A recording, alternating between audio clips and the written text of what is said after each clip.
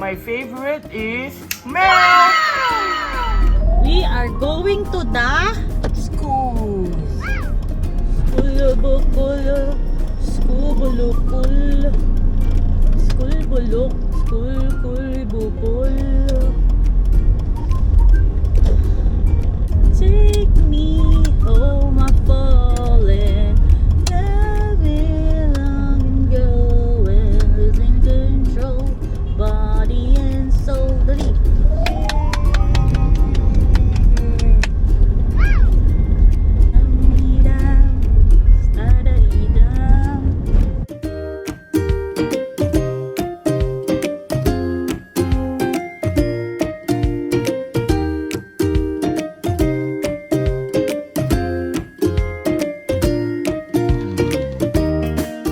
Hello friends! While waiting sa mga bata, pumunta muna kami dito sa bagong tayo malapit sa munisipyo ng Marikina. K-Ram yun ang pangalan ng restaurant. Pwede kang magluto ng mga instant noodles, tapos may mga sides din sila dyan, may mga ice cream, at iba't ibang klase ng dumplings, kompleto sila. And self-service ang cooking, so nakakapanibago. Kaya i-try natin to kasama si Ate Jinky. Let's go!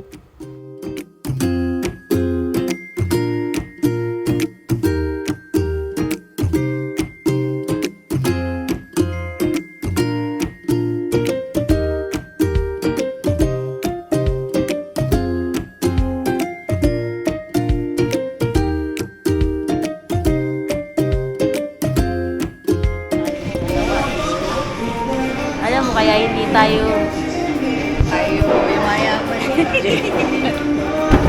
Pare, busog naman tayo.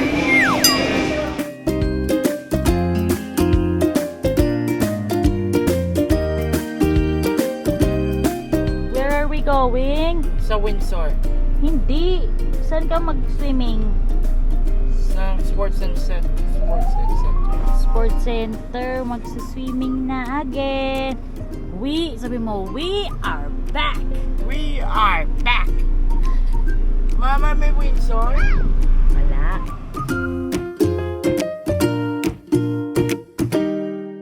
So, ayun na nga. Walking muna si Ethan ng 3 rounds. After nun, mag-start na tayo ng warm-up. Stretching naman ang next natin. Let's go!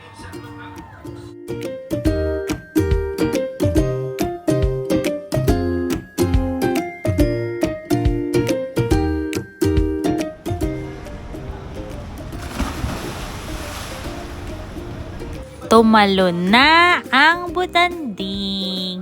Hihihi.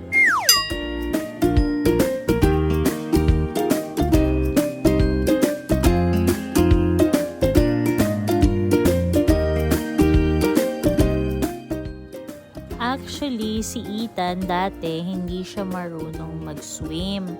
Nung nakilala namin yung friends niya sa school na si Lucas, Tyler, and Gabby, nag-decide kami maghanap ng swimming coach na nag-handle ng kids with ASD. Nakahanap naman kami at nakilala namin si Coach Sunny.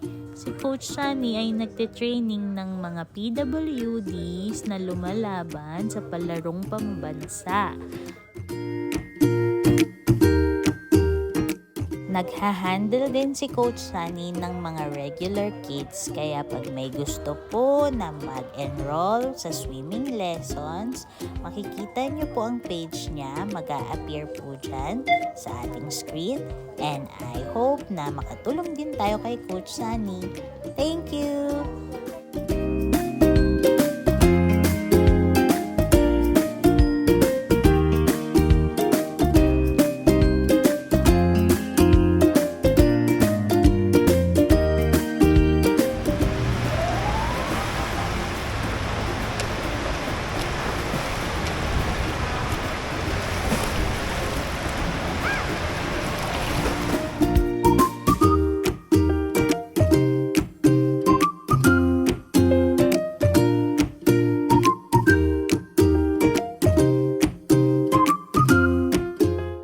Eating time!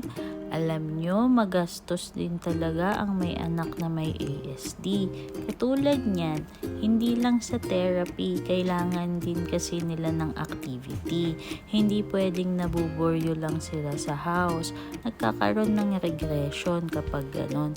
Kaya hanggat maaari, pinipilit namin ni Daddy na meron siyang activity kahit sa swimming na to.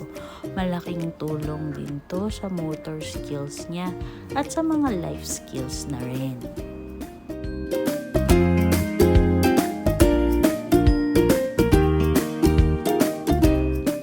Sharing is caring. Bida ang saya.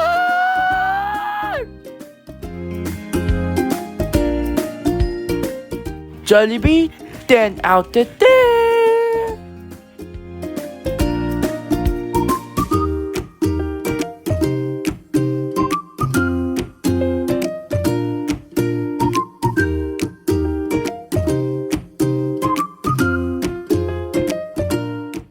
At nagtuloy-tuloy na nga ang buong linggo namin.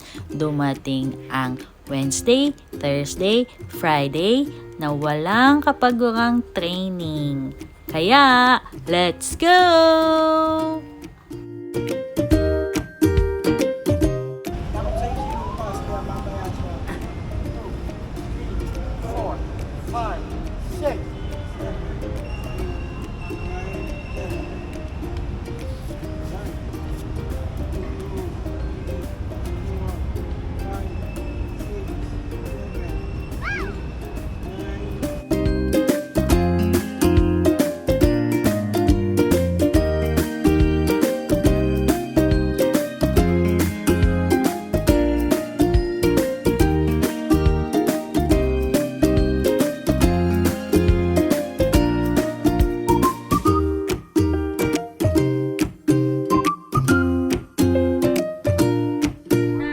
Saan tayo pupunta? FM. Hindi, saan muna tayo pupunta? Sa Laguna. Laguna! Bakit? Anong gagawin natin sa Laguna? Pwede tayo sa mall. Oo nga, pupunta sa... Bakit tayo pupunta Laguna? Sa Laguna? Oh, Bike bakit? ako. Hindi, ibibenta yung Bibenta yun. bike. Bike. Opo, ayan, yung bike ni Dada. Mama, ganito tayo? Opo. Kasi, isisell yung bike ni Dada kasi walang money. Wala money. May 200 sa mura lang to eh. Oh, may 200 ka. Oh, you see, bye-bye. Bye!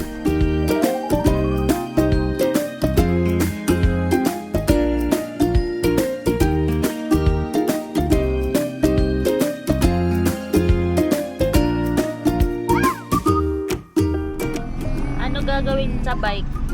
Sa Laguna. Isisell na. Sana. Bye-bye, bike. You say Bye-bye!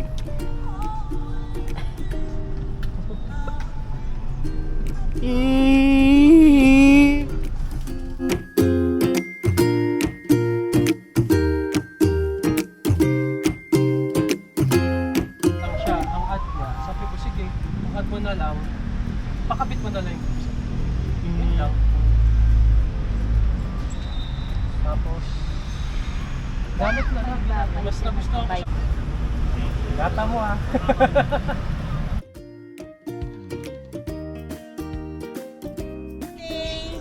Nabenta na namin yung bike ni Dada. Tapos, dumaan kami ng Enchanted Kingdom. Enchanted Kingdom. Ayaw ni Ethan mag-Enchanted kasi gusto niya may mga kasama siyang friends. Friends? Oo, and family doon sa Enchanted. Kaya, And next time na daw siya mag-Enchanted. Sama si Tina. Oo, kasama si Dylan.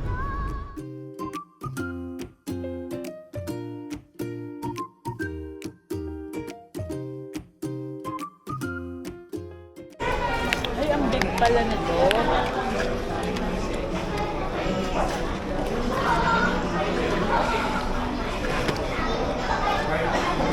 Ita-try mo to, oh. Ang hampo eh. Hindi yan maanghang.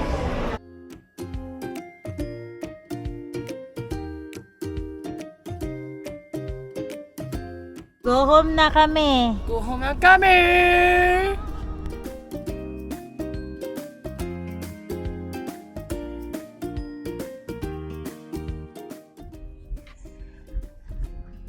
Hello, friends! Uy, mga motorcycle dito. Akala mo talaga, race track.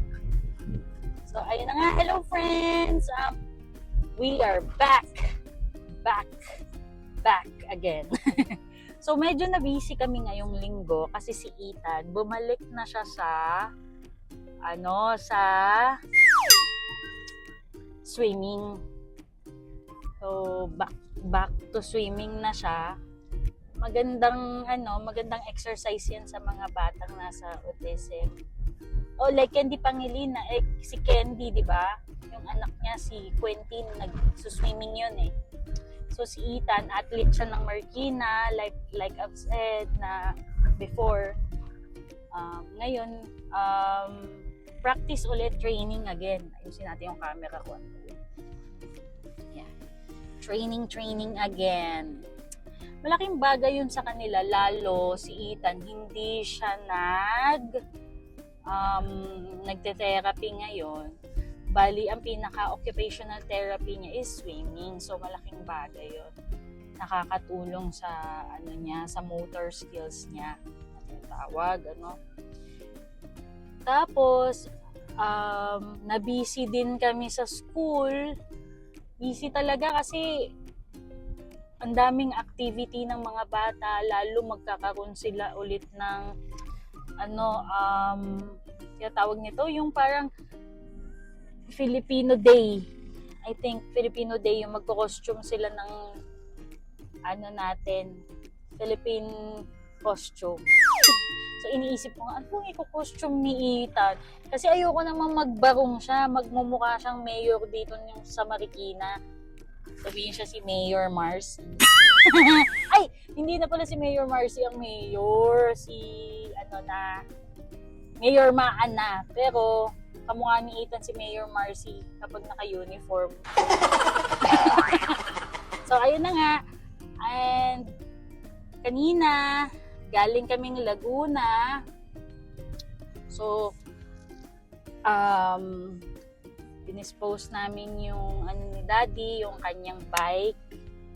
Kasi medyo mahina ang business. Pero, kayang-kaya. Lang to, kumbaga, this is tip of the iceberg lang to na nararamdaman namin. Naging roller coaster ride ang linggong ito. Busy. Madaming masakit ang ulo dahil sa mga bills. Alam niyo yun ang sabi ko nga ganun pala pag adulting, habang tumatanda ka, imbis na ma-feel mo yung ma-feel mo na masaya ka, nagkakaroon ka ng depression Kaya let's be aware of mental health din, no? Kunyari, nasa edge ka na, try to communicate with others, labas ka with friends, labas ka with family, yun na nga. Malaking bagay yun. So, eto na nga, nag-usap kami ng isa kong pinsan kasi nag-birthday siya. Shoutout sa'yo, Tita Sheena. Happy birthday! parang napag-usapan namin na habang tumatanda ka pala, no, dati pagpapalapit ang Pasko nung bata ka pa, excited ka, ang saya-saya mo. Tapos parang may feeling pa na naaamoy mo yung simoy ng Pasko. Ngayon, hindi na. Kasi ang iisipin mo is kung may panghanda ka pa sa Pasko. 'Di ba? Pag adulting, ganun pala eh. Niisip mo may panghanda ka pa sa Pasko. Makakapagbigay ka ba ng regalo sa ganito? Unlike before, ang iisipin mo lang nung bata ka, gigising ka, tatanggap ka ng regalo, nasamahan ka ng magulang mong mamasko. Ganun lang eh. Pero ngayon, iba talaga. Tapos habang tumatanda ka, no? Pa-depress ka ng pa-depress eh. Or siguro madami lang din talaga tayo sa buhay na nilet go natin, kaya may mga regrets tayo, no? Pero I hope everyone is well, and I hope that if you're feeling down, you can talk to your friends and family. Yun lang naman. That's the best way para makalimutan mo yung mga pinagdadaanan mo sa buhay. Like me, sa dami kong due date, si Judith, kilala nyo ba? Yan, yung due date na yan. Sa dami kong due date, matatag pa din talaga ako. Sabi ko, tip of the iceberg lang talaga yan. Kaya, waiting tayo sa sa breakthrough season, no? I hope lahat tayo makalagpas sa mahirap na panahon na to. Actually, ang dami kong nakakausap na hirap ngayon sa buhay. Alam mo yun, lahat talaga may kanya-kanyang problema. And lahat naman yun dapat kay Lord natin talaga i-surrender lahat. So, ayun na nga. Super dami naming activity. Na late na kami ng upload. Pero, sana ma-enjoy nyo tong clips namin sa vlog. And I hope sa next vlog namin, may makasama naman tayong iba. So, tingnan natin. Kaya, ingat kayo and enjoy your weekend, everyone. Ciao, ciao! Sabi ng mga aw-aw na aso. Bye!